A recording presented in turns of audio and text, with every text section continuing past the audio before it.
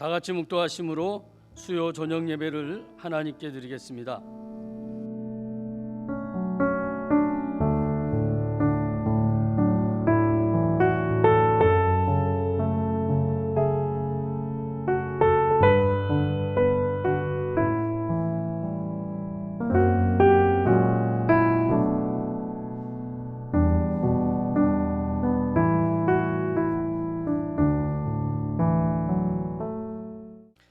사랑하는 자들아, 너희는 너희의 지극히 거룩한 믿음 위에 자신을 세우며 성령으로 기도하며 하나님의 사랑 안에서 자신을 지키며 영생에 이르도록 우리 주 예수 그리스도의 궁유를 기다리라.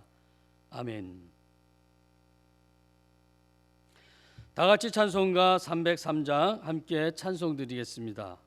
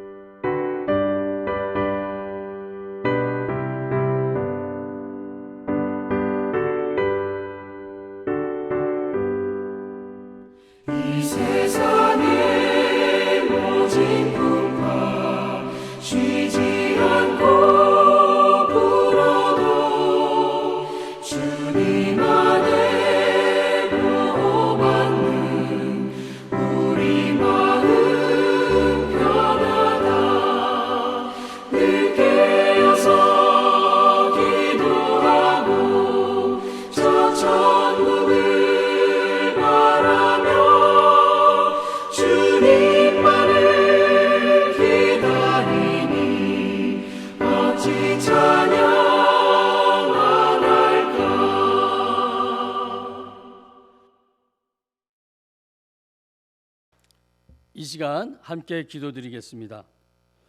오늘 드리는 예배를 위하여 함께 기도하시고 모두가 모여 함께 예배 드릴 수 있도록 하나님 앞에 함께 기도하길 원합니다. 또한 나라의 회복과 유정자들의 지혜를 위해서 기도하시고 코로나19로 인하여 고통받는 모두를 위하여 우리 함께 기도하겠습니다. 살아도 주를 위해 죽어도 주를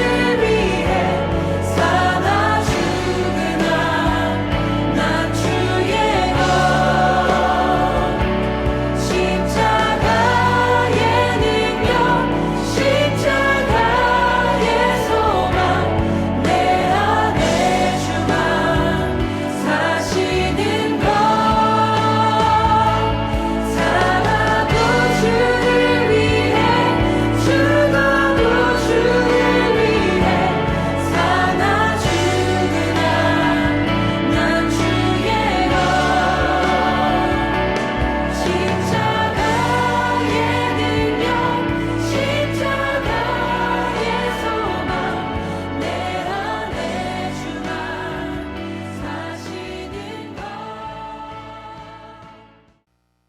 우리에게 주신 하나님의 말씀은 마태복음 26장 36절로 46절입니다.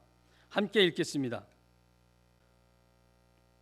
이에 예수께서 제자들과 함께 겟세마네라 하는 곳에 이르러 제자들에게 이르시되 내가 저기 가서 기도할 동안에 너희는 여기 앉아 있으라 하시고 베드로와 세베대의 두 아들을 데리고 가실새 고민하고 슬퍼하사 이에 말씀하시되 내 마음이 매우 고민하여 죽게 되었으니 너희는 여기 머물러 나와 함께 깨어 있으라 하시고 조금 나아가사 얼굴을 땅에 대시고 엎드려 기도하여 이르시되 내 아버지여 만일 할만하시거든 이 잔을 내게서 지나가게 하옵소서. 그러나 나의 원대로 마옵시고 아버지의 원대로 하옵소서 하시고 제자들에게 오사 그 자는 것을 보시고 베드로에게 말씀하시되 너희가 나와 함께 한 시간도 이렇게 깨어 있을 수 없더냐. 시험에 들지 않게 깨어 기도하라. 마음에는 원이로되 육신이 약하도다 하시고 다시 두 번째 나아가 기도하여 이르시되 내 아버지여 만일 내가 마시지 않고는 이 잔이 내게서 지나갈 수 없거든 아버지의 원대로 되기를 원하나이다 하시고 다시 오사 보신즉 그들이 자니 이는 그들의 눈이 피곤함일러라. 또 그들을 두시고 나아가 세 번째 같은 말씀으로 기도하신 후 이에 제자들에게 오사 이르시되 이제는 자고 쉬라. 보라 때가 가까이 왔으니 인자가 죄인의 손에 팔리느니라. 일어나 함께 가자. 보라 나를 파는 자가 가까이 왔느니라. 아멘.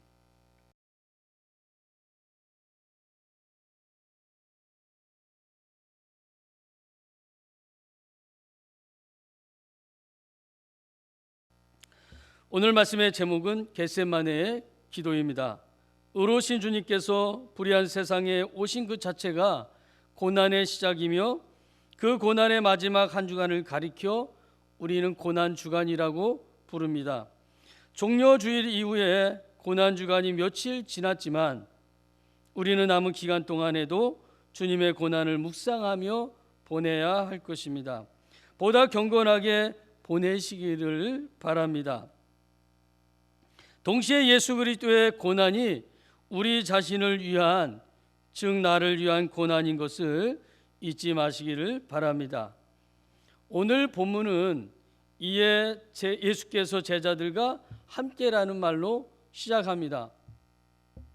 하지만 예수님의 12제자가 모두 함께 했던 것은 아닙니다.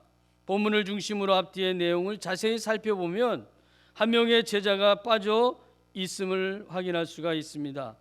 즉 예수님과 함께한 제자는 11명의 제자인 것입니다. 본문의 장소는 겟세마네 동산입니다. 주님께서는 우리가 말하는 고난주간, 즉 목요일 밤늦은 시간에 제자들과 함께 겟세마네라는 곳에 찾아가셨습니다. 죽음을 몇 시간 앞둔 긴장된 순간입니다. 다음 날 금요일 이른 아침에 예수님은 체포되고 재판받으시고 정오에는 십자가에 달리시는 숨막히고 급박한 순간이 다가오고 있었던 것입니다. 그런 절박한 순간에 주님은 겟세마네 동산에 가신 것입니다. 예수님께서 겟세마네에 가신 이유가 본문 36절에 잘 나와 있습니다. 이에 예수께서 제자들과 함께 겟세마네라 하는 곳에 이르러 제자들에게 이르시되 내가 저기 가서 기도할 동안에 너희는 여기 앉아 있으라 하시고, 주님은 그 급박한 순간에도 기도하시기 위하여 겟세마네 동산에 가셨던 것입니다. 이 땅에서의 삶을 몇 시간 남겨두고 기도에 자신을 쏟아 부으려 하신 것입니다. 만약 여러분의 삶이 12시간밖에 남아 있지 않다면 여러분은 그 시간을 어떻게 사용하시겠습니까? 대부분의 사람들은 죽음이 두렵고 겁이 나서 어쩔 줄 몰라 할 것입니다. 남은 12시간을 의미 있게 보낼 생각은커녕 안 죽을 수는 없나 하고 발버둥 치다가 정해진 시간도 못 채우고 제풀에 쓰러질 것입니다. 그렇다면 그 절박한 순간에 주님은 왜 기도하셨습니까? 본문 37절, 38절은 이렇게 말합니다. 베드로와 세베대의 두 아들을 데리고 가실새 고민하고 슬퍼하사 이에 말씀하시되 내 마음이 매우 고민하여 죽게 되었으니 너희는 여기 머물러 나와 함께 깨어 있으라 하시고, 그날 밤 주님의 마음의 상태에 대해서 37절은 고민하고 슬퍼하사라고 객관적으로 진술하고 있습니다. 38절 역시 주님의 심정을 애절하게 표현하고 있는데 내 마음이 심히 고민하여 죽게 되었으니 라고 말합니다.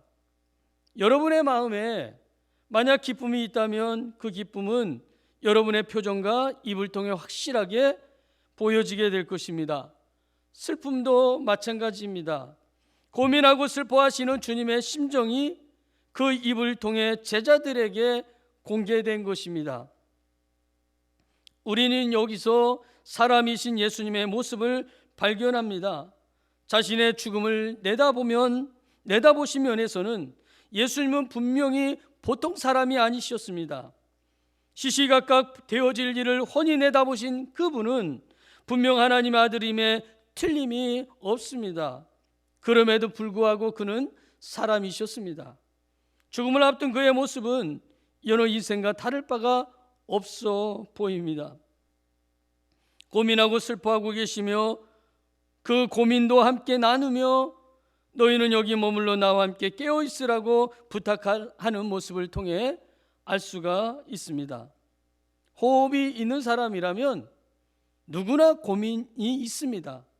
때론 그러한 일로 인하여 슬픔이 몰려오기도 하지요.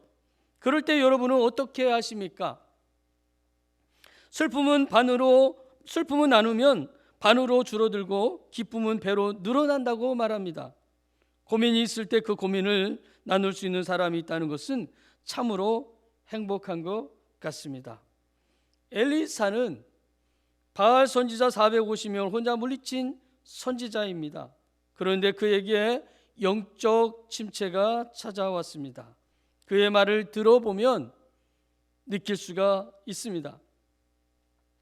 그가 대답하되 내가 만군의 하나님 여호와께 열심히 유별하오니 이는 이스라엘 자손이 주의 언약을 버리고 주의 제단을 헐며 칼로 주의 선지자들을 죽였음이오며 오직 나만 남았거늘 그들이 내 생명을 찾아 빼앗으려 하나이다.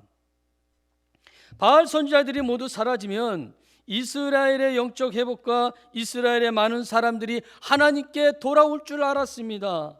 그런데 그렇게 되지 않았고 오히려 이세벨이 자기를 죽이겠다고 공언하고 있습니다. 엘리야의 고백을 들어보면 그는 자기 혼자만 남았다고 생각하고 있는 것이죠. 그래서 그는 슬퍼했고 두려워하고 있습니다. 나중에 알게 된 사실이지만 엘리야는 혼자가 아니었습니다. 혹시 여러분만이 겪는 고난이라고 생각하는 것이 있습니까? 여러분만이 안고 있는 슬픔이 있습니까? 그 벽 속에 갇혀 있지 마십시오. 창문을 활짝 열고 벽을 허물고 나와서 여러분과 고통을 함께 나눌 만한 사람에게 있는 그대로를 한번 말해 보십시오. 만약 그것조차도 두렵다면 주님을 찾으십시오. 주님도 제자들에게 자신의 심정을 있는 그대로 표현하시며 도움을 요청하셨습니다. 나와 함께 깨어 있으라고 말입니다. 그러므로 슬픔이 있을 때 마음속에 가둬두지 마십시오. 누군가와 더불어 나누는 것은 공동체를 주신 하나님의 지혜에 순응하는 것입니다. 그러므로 기쁨을 공동체와 나누며 슬픔도 더불어 나누어 보십시오. 고민과 감격을 함께 나눌 수 있는 성도들과 함께 할 때 우리가 드리는 예배의 의미가 더 새로워지게 될 것입니다. 그런데 솔직히 여러분은 지금까지 고민과 슬픔이 있었을 때 어떻게 대처해 오셨습니까?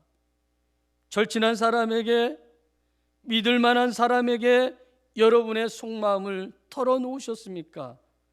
그것이 전부였습니까?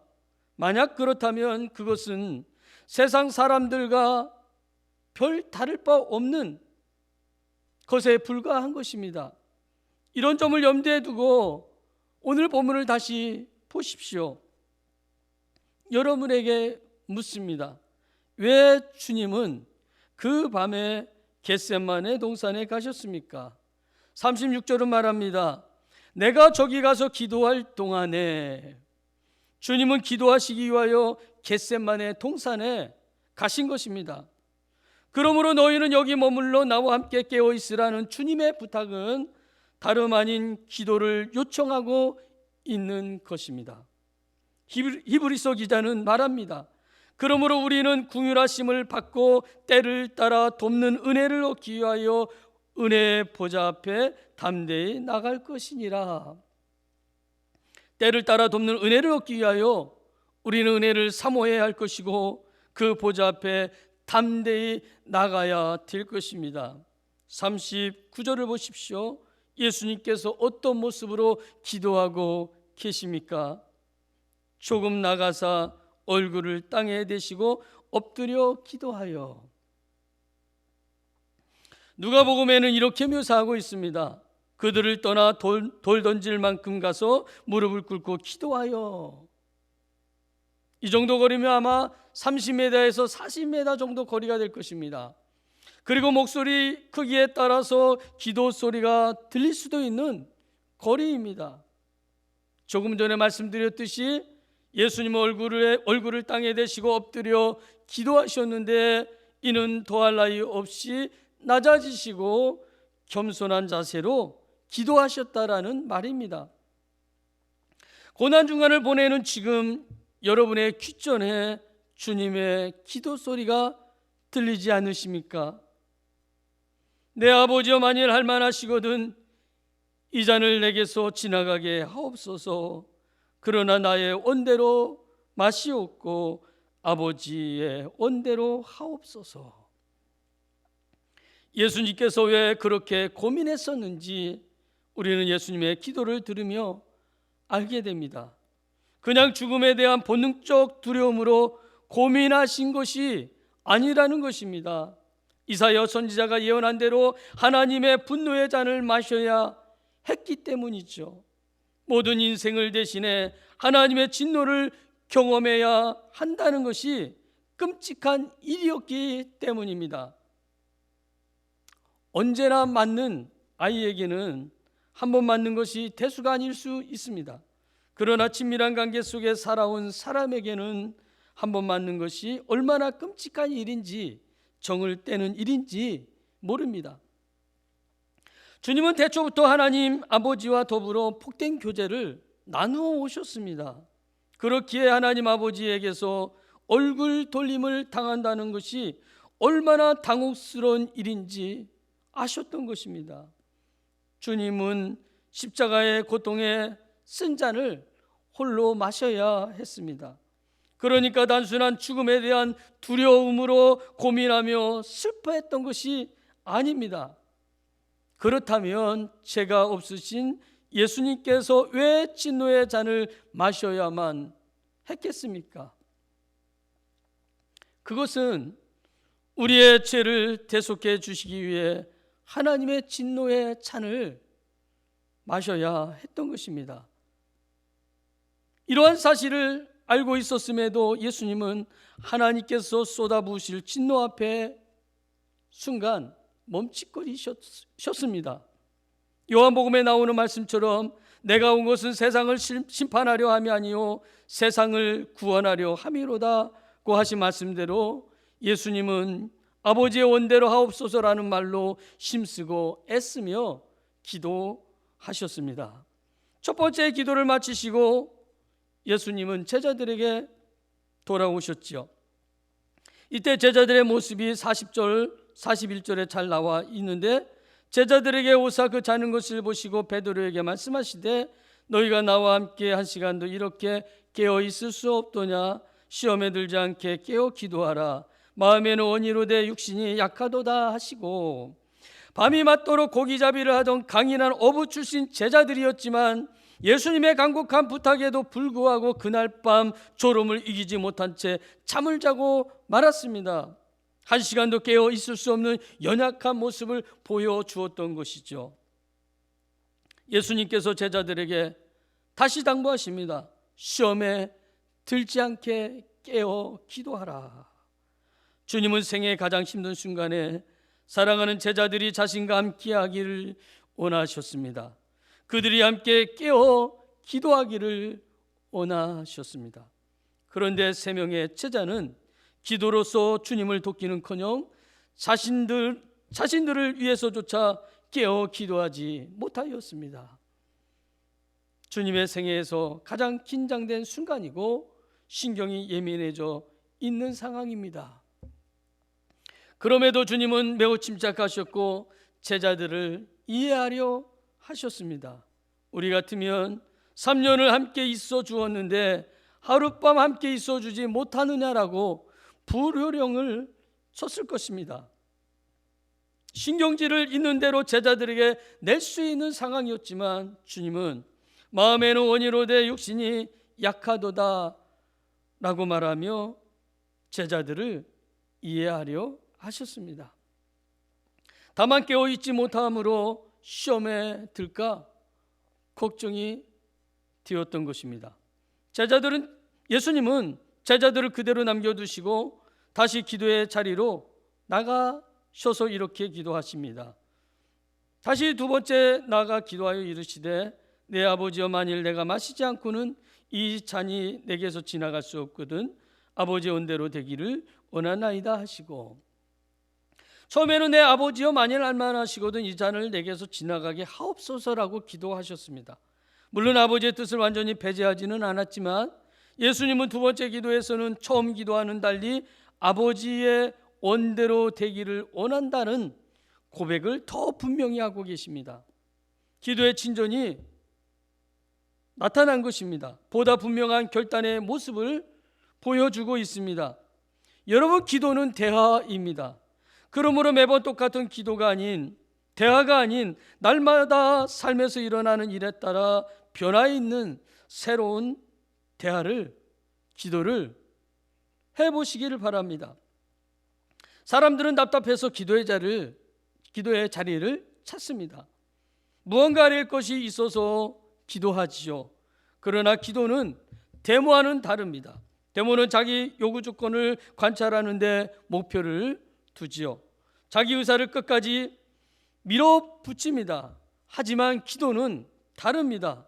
내 소원보다 아버지의 소원을 앞에 두는 것이 올바른 기도입니다. 겟세마네 동산에서의 예수님의 첫 번째 기도와 두 번째 기도의 내용을 다시 한번 보십시오. 39절의 첫 번째 기도인데 내 아버지여 만일 할만하시거든 이 잔을 내게서 지나가게 하옵소서. 그러나 나의 원대로 마시옵고 아버지의 원대로 하옵소서. 두 번째 기도는 42절에 나옵니다. 다시 두 번째 나아가 기도하여 이르시되 내 아버지여 만일 내가 마시지 않고는 이 잔이 내게서 지나갈 수 없거든 아버지 원대로 되기를 원하나이다. 이런 점에서 볼 때 골고다 언덕에서의 승리는 겟세마네에서의 이미 확보된 것이나 다름이 없었습니다. 십자가의 승리는 그날 밤에 드린 기도의 싸움으로 이루어진 것입니다. 모든 기도를 마치시고 예수님은 제자들에게로 돌아오셨습니다.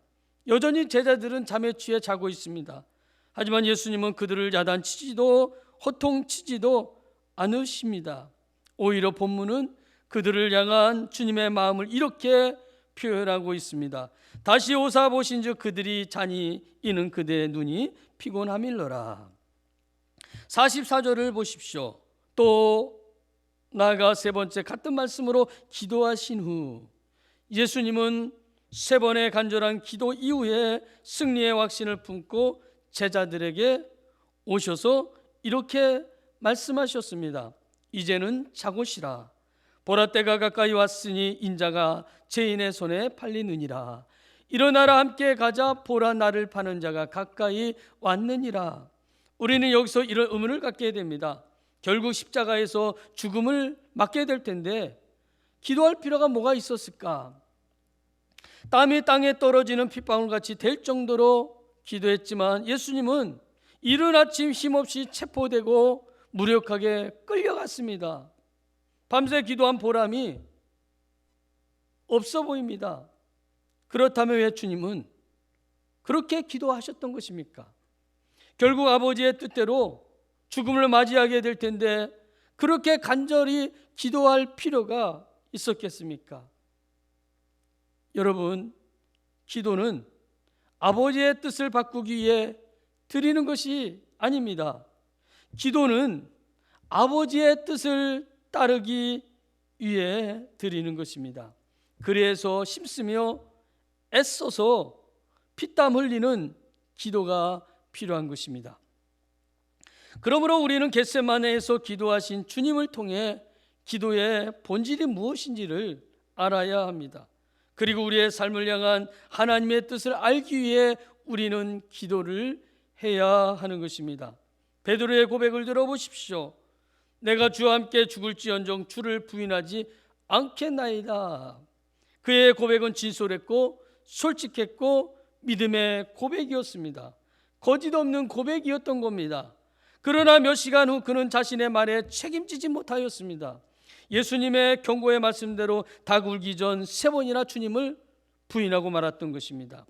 거룩한 소원이 여러분에게 있다고 해서, 그리고 소금과 빛으로 세상 한가운데 살고 싶은 거룩한 욕망이 여러분들에게 있다고 해서 그렇게 살 수 있는 것은 아닌 것 같습니다. 막연한 기대는 실패하게 되어 있습니다. 기도해야 하는 것입니다. 베드로도 주님을 위해 살고 싶은 소원이 있었고 죽으면 죽었지 부인하고 싶지 않았던 것이죠. 예수님 역시 하나님의 뜻을 이루려는 강렬한 소원을 가지고 계셨습니다. 결과는 어떻습니까? 베드로는 실패했고 예수님은 승리하셨습니다. 사랑하는 여러분, 주님을 위해 살고 싶은 소원이 있습니까? 반드시 기도해야 합니다. 기도 없는 소원은 실현되지 않습니다. 주를 위해 살고 주를 위해 죽고 싶은 소원이 여러분에게 있다면 겟세마네의 기도가 있어야 합니다. 아버지의 뜻을 받아들이기 위한 진통이 있어야 합니다. 아버지의 뜻을 이루어 드릴 수 있는 능력이 필요합니다. 기도하는 자만이 승리할 수가 있습니다. 46절에서 주님이 이렇게 말씀합니다. 일어나라 함께 가자, 보라 나를 파는 자가 가까이 왔느니라. 승리자로서의 발걸음을 내딛는 모습입니다. 실패자의 모습이 아니라, 패배자의 모습이 아니라 승리자의 모습의 발걸음을 내딛는 예수님의 말씀이고 발걸음인 것입니다. 우리에게 주신 거룩한 소원을 우리 생애에서 남김없이 이루기를 원한다면 우리는 기도해야 합니다. 기도하지 않고 우리는 하나님의 뜻을 이루어 드릴 수가 없습니다. 기도하는 밤의 씨름을 통하여 주님은 승리하셨던 것입니다. 고난주간을 보내면서 주님의 고난을 묵상하며 우리도 주님처럼 이 험한 세상을 기도함으로 승리해야 될 줄 믿습니다. 기도드리겠습니다. 하나님 아버지, 우리는 지금 고난주간을 보내고 있습니다. 예수님 우리를 구원하시기 위해 이 땅에 오셨습니다. 그리고 주어진 고난을 회피하지 않으셨습니다. 그 고난을 기도로 승리하셨습니다. 우리는 지금 코로나로 인한 많은 어려움을 겪고 있습니다. 고난의 긴 터널을 지나고 있습니다. 이는 또한 영적 고난이기도 합니다. 하나님 앞에 몸된 교회에 모여 예배드리지 못하는 가운데 있습니다. 이때 한국교회가 오히려 영적 진보를 가져올 수 있는 기회가 되도록 도와주시옵소서. 그래서 세상을 영적으로 바로 세워갈 수 있는 소금과 빛의 사명을 잘 감당할 수 있도록 도와주옵소서. 코로나로 인해 고통 중에 있는 수많은 사람들이 있습니다. 많은 나라들이 있습니다. 긍휼히 여겨주시고 또한 이 일로 사투를 벌이는 의료진들에게 은혜를 베풀어 주옵소서. 이러한 상황에서 우리의 믿음의 진보가 있을 수 있도록 말씀과 기도 생활에 늘 끼어 있는 우리가 되게 하옵소서. 현재의 고난은 장차 우리에게 나타날 영광과 비교할 수 없음을 믿습니다. 부활의 영광을 바라보며 예수님의 이름으로 기도드리옵나이다. 아멘.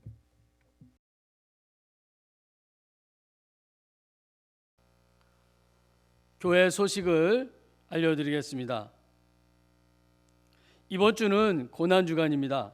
주님의 고난을 묵상하며 경건하게 보내시길 바랍니다. 다음 주는 부활주일로 본교회에서 1부 9시 예배와 2부 11시 예배를 드립니다.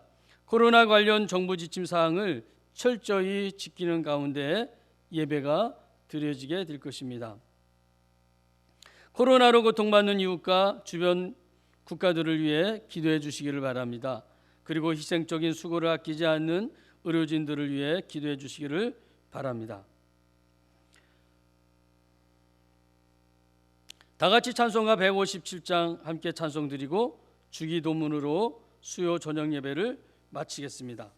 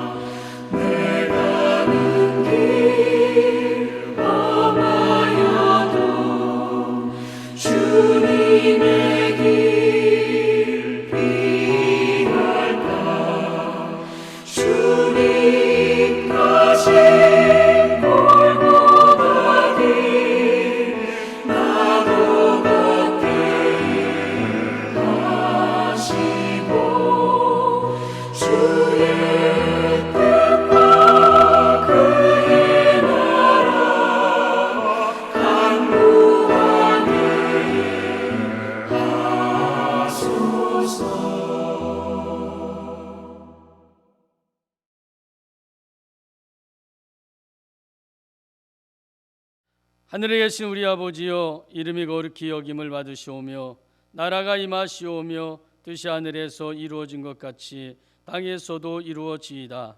오늘 우리에게 일용할 양식을 주시옵고 우리가 우리에게 죄 지은 자를 사하여 준 것 같이 우리 죄를 사하여 주시옵고 우리를 시험에 들게 하지 마시옵고 다만 악에서 구하시옵소서. 나라와 권세와 영광이 아버지께 영원히 싸움나이다. 아멘.